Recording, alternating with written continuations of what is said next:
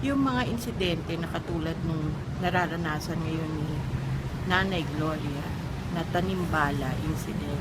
Mula sa tanimbala, nagiging tanim galit. At tanim galit, nagiging tanim takot. So, dapat lamang na maparusahan yung gumagawa nito.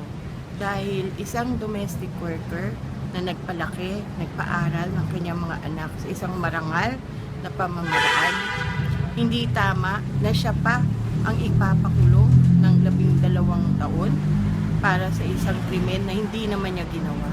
Asa ng katarungan